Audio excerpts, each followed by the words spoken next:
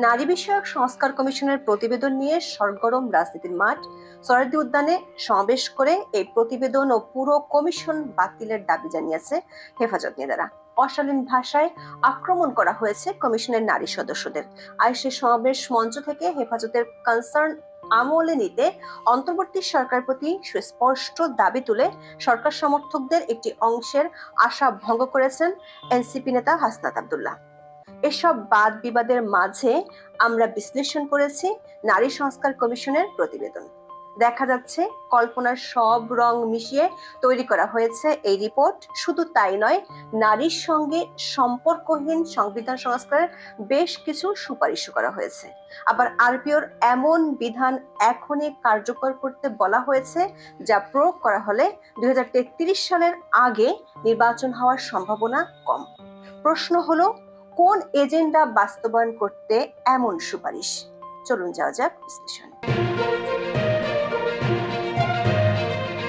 অন্তর্বর্তী সরকার ক্ষমতা নেওয়ার 4 মাসের মাথায় গত 18 নভেম্বরে গঠন করে নারী সংস্কার কমিশন। নারী পক্ষের প্রতিষ্ঠাতা সদস্য ও মানবাধিকার কর্মী শিরিন পারভীন হককে প্রধান করে 10 সদস্যের এই কমিটি গঠন করা হয়।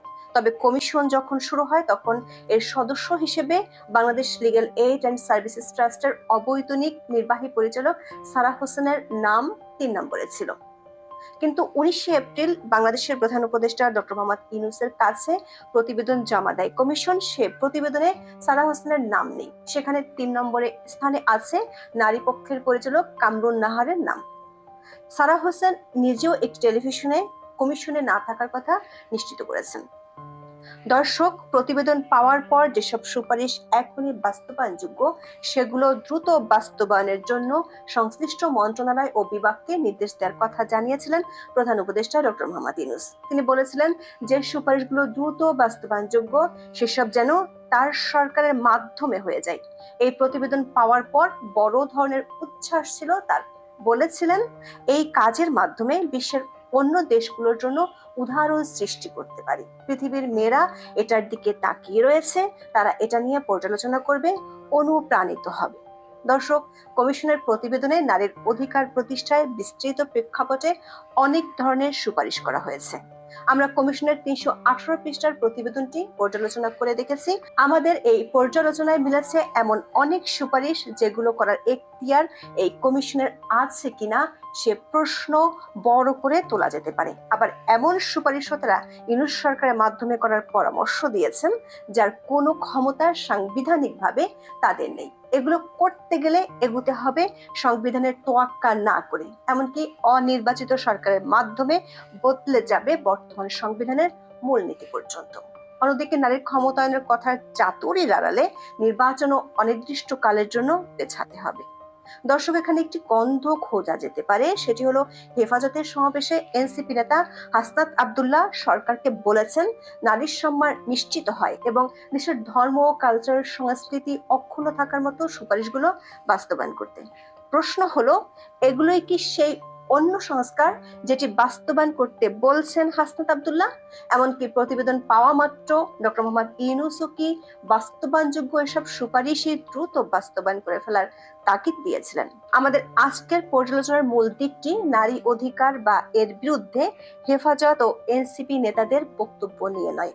আমরা দেখেছি এখতিয়ার বহির্ভূত কোন দিকগুলো জোর দিয়ে বাস্তবায়নের সুপারিশ করেছে নারী সংস্কার বিষয়ক কমিশন। তাদের প্রতিবেদনের একদম শুরুর সুপারিশগুলো দেখে আমরা চমকে গেছি, আবার বিভ্রান্ত হয়েছি। প্রতিবেদনের 33 থেকে 35 পৃষ্ঠা পর্যন্ত সুপারিশগুলো দেখে বোঝার উপায় নেই সেগুলো সংবিধান সংস্কার কমিশন নাকি নারী সংস্কার কমিশন দিয়েছে। 3 নম্বর অনুচ্ছেদের আওতায় করা এসব সুপারিশে সংবিধানের 70 অনুচ্ছেদ বাতিল করা সহ তত্ত্বাবধায়ক সরকার ব্যবস্থা পুনর্বহলের মতো প্রস্তাবও আমরা দেখতে পাচ্ছি। এমনকি কেউ পরপর 2 মেয়াদের বেশি জনপ্রতিনিধি হতে পারবেন না এমন বিধান যুক্ত করতে বলা হয়েছে। আবার মূলনীতিতে বাঙালির পরিবর্তে বাংলাদেশি শব্দ প্রতিস্থাপন করতে বলেছে নারী বিষয়ক সংস্কার কমিশন। দর্শক, সংবিধানের 70 অনুচ্ছেদে দলীয় এমপিরা দল থেকে পদত্যাগ করলে অথবা সংসদে নিজ দলের বিরুদ্ধে ভোট দিলে তার সদস্যপদ বাতিলের কথা বলা হয়েছে। আমাদের প্রশ্ন হলো, সংবিধান থেকে এই 70 অনুচ্ছেদ বাদ দিলে নারীর অধিকার কিভাবে প্রতিষ্ঠিত হবে? সংবিধানের অন্য সব পরিবর্তনের সঙ্গেও নারী অধিকারের সম্পর্কই বাকি।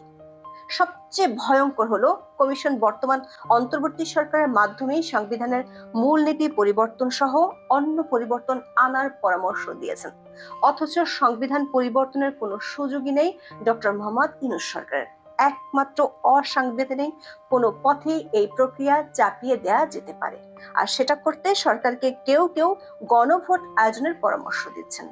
সরকার ঘনিষ্ঠ কিংস পার্টি থেকেও নিয়মিত তোলা হচ্ছে একই দাবি, তবে বিএনপি একে দেখছে ক্ষমতা দীর্ঘায়িত করার এজেন্ডা হিসেবে।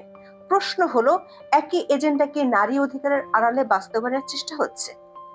দর্শক, এখানেই শেষ নাই। প্রতিবেদনের ৮১ থেকে ৮৩ নম্বর পৃষ্ঠায় কমিশন আরো এক গুচ্ছ সুপারিশ দিয়েছে, যার বেশ কয়েকটির সঙ্গে নারী উন্নয়নের দৃশ্যমান কোনো সম্পর্কই নেই, তবে আছে অরাজনৈতিক শক্তির উচ্চাভিলাষের ইঙ্গিত। এসব সুপারিশ বাস্তবায়ন করতে বলা হয়েছে ইউনূস সরকারকে। যেমন, তারা নির্বাচন ব্যবস্থা সংস্কার কমিশনের চেয়েও আরো এক ধাপ এগিয়ে সংসদীয় আসন সংখ্যা ৬০০ করতে বলেছে। জাতীয় সংসদে উচ্চকক্ষ নিম্নকক্ষের সুপারিশও করা হয়েছে। উপজেলা থেকে সংসদ পর্যন্ত যে কোনো ক্ষেত্রে পরপর ২ মেয়াদের বেশি জনপ্রতিনিধি হিসেবে কারো নির্বাচিত হওয়ার সুযোগ বন্ধের সুপারিশও করেছে। আবার রাজনৈতিক দলের প্রধান হিসেবেও ২ মেয়াদের বেশি কেউ থাকতে পারবে না। আমাদের প্রশ্ন হলো, এর কোনটি নারী অধিকার প্রতিষ্ঠায় ভূমিকা রাখবে এবং কিভাবে? দর্শক, এই প্রতিবেদনে আছে ইউনূস সরকারের প্রতি আরো ভয়ঙ্কর একটি সুপারিশ। গণপ্রতিনিধিত্ব আদেশ বা আরপিও এই আইনের মাধ্যমে রাজনৈতিক দলের নিবন্ধন হয়। ২০২৩ সালে এই আইনের সংশোধনীতে রাজনৈতিক দলের নেতৃত্বে ৩৩% নারী রাখার বিষয়ে জোর দেওয়া হয়েছে। তবে এই আইনে বিষয়টি বাধ্যতামূলক করা হয়নি, বরং আইনটির ৯০ খ অনুচ্ছেদে বলা হয়েছে, কোনো রাজনৈতিক দলের নিবন্ধন পেতে হলে কেন্দ্রীয় কমিটি সহ সব পর্যায়ের কমিটিতে ন্যূনতম শতকরা ৩৩% সদস্যপদ নারী সদস্যের জন্য লক্ষ্যমাত্রা নির্ধারিত থাকা এবং এই লক্ষ্যমাত্রা পর্যায়ক্রমে ২০৩৩ সালের মধ্যে অর্জন করতে হবে। কিন্তু নারী সংস্কার কমিশনের রিপোর্টের ৮২ পৃষ্ঠায় বলা হয়েছে, রাজনৈতিক দলের সব স্তরের কমিটিতে ৩৩% পদে নারীদের রাখার যে বিধান আরপিওতে রয়েছে তা পালনের বিষয়টি নিশ্চিত করতে হবে। এটি নিশ্চিত করা না হলে সংশ্লিষ্ট দল নির্বাচনে অংশ নিতে পারবে না। দর্শক, আমাদের বিশ্লেষণ হলো, নারী কমিশনের সদস্যরা হয় গণপ্রতিনিধিত্ব আদেশ বা আরপিও ভালোভাবে পড়েননি, নয়তো জেনে শুনে আরপিওর বিধানকে টুইস্ট করেছেন। দর্শক, খেয়াল করে দেখুন, ৩৩% নারী নেতৃত্ব রাখার বিধানটি আরপিও অনুযায়ী বাধ্যতামূলকভাবে কার্যকর হবে ২০৩৩ সালে, অথচ নারী কমিশন এই বিধান কার্যকর না করা দলগুলোকে নির্বাচনের বাইরে রাখতে বলেছে। অন্তর্বর্তী সরকার এটি কার্যকর করলে আগামী কয়েক বছরের মধ্যে কোনো দলই ভোটে অংশ নিতে পারবে না। আবার আরপিওর দোহাই দিয়ে ২০৩৩ সালের আগে নির্বাচন হবে না। আমরা দেখতে পাচ্ছি দৃশ্যত সুন্দর কথার আড়ালে আরপিওকে টুইস্ট করে অন্তর্বর্তী সরকারকে ভোট পেছানোর ক্ষমতা দিতে আগ্রহী নারী সংস্কার কমিশন। দর্শক, এই মুহূর্তে দেশের কোনো রাজনৈতিক দলের কমিটিতে ৩৩% নারী নেতৃত্ব নেই। দৈনিক যুগান্তরের এক প্রতিবেদনে বলা হয়, আওয়ামী লীগের কেন্দ্রীয় কার্যনির্বাহী সংসদে নারী নেতৃত্ব রয়েছে ১৮%, আর বিএনপির সব স্তরের কমিটিতে ১৫% নারী সদস্য আছেন। এর বিপরীতে এবছর আত্মপ্রকাশ হওয়া জাতীয় নাগরিক পার্টি বা এনসিপির অবস্থা আরো খারাপ। মার্চে এক পর্যালোচনায় আমরা দেখিয়েছিলাম, এনসিপির সংবাদ বিজ্ঞপ্তি অনুযায়ী তাদের কেন্দ্রীয় আহ্বায়ক কমিটিতে সদস্য আছেন ২১৭ জন, এর মধ্যে নারী আছেন মাত্র ২৪ জন। শতাংশের হিসেবে যা মাত্র ১১.০৬%। ফলে দেখাই যাচ্ছে, নারী কমিশনের এই একটি মাত্র সুপারিশ বাস্তবায়ন করা হলেই নির্বাচন ২০৩৩ সাল পর্যন্ত পিছিয়ে দেওয়া সম্ভব। দর্শক, নারী কমিশনের প্রতিবেদনে আরো বেশ কিছু চাতুরি আমরা লক্ষ্য করেছি। যেমন ৬৩ নম্বর পৃষ্ঠায় তারা সরকার সমর্থকদের সঙ্গে সুর মিলিয়ে জাতীয় নির্বাচনের আগে স্থানীয় সরকার নির্বাচন করতে বলেছে। প্রশ্ন হলো, এই সুপারিশ বাস্তবায়নে নারীর কি লাভ বা ক্ষতি? আবার কমিশন সুকৌশলে ভারমুক্ত রাখতে চেয়েছে অন্তর্বর্তী সরকারকে। আর মূল বন্দুকটি রাখা হয়েছে পরের সরকারের কাঁধে। নারী কমিশনের প্রতিবেদনের 36 পৃষ্ঠায় বর্তমান সরকারের মেয়াদী হিন্দু ব্যক্তিগত আইন সংস্কারের সুপারিশ করা হয়। তবে মুসলিম পারিবারিক আইন ও মুসলিম বিবাহ আইন এবং বিশেষ বিবাহ আইন সংস্কারের দায়িত্ব পরে নির্বাচিত সরকারের কাঁধে দিয়েছে কমিশন। একইভাবে খ্রিস্টান ব্যক্তিগত আইন ও উত্তরাধিকার আইনটিও সংস্কার করবে পরের সরকার। আমরা দেখতে পাচ্ছি এর মাধ্যমে অন্তর্বর্তী সরকারকে ভারমুক্ত রাখতে চেষ্টা রয়েছে প্রতিবেদনে। দর্শক, এর আগে আমরা সংবিধান সংস্কার কমিশন এবং নির্বাচন সংস্কার কমিশনের সুপারিশগুলো পর্যালোচনা করেছিলাম। নির্বাচন কমিশনের এখতিয়ারভুক্ত না হওয়ার সত্ত্বেও অনেক বিষয় নির্বাচন কমিশনের সুপারিশে আনা হয়েছে, যেটাকে আমরা বলেছিলাম ধান বানতে শিবের গীত। একই গীত নারী বিষয়ক সংস্কার কমিশনও গাওয়ার চেষ্টা করেছে। লক্ষ্য কি তাহলে এটি যে বাংলাদেশের সংবিধানকে খোল নালচে পাল্টে দিতে হবে?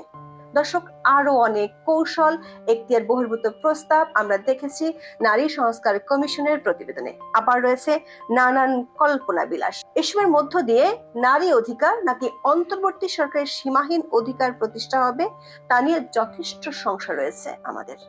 আজ এ পর্যন্ত। সবাই ভালো থাকুন, সুস্থ থাকুন, নিরাপদে থাকুন। দেখা হবে আগামী পর্বে।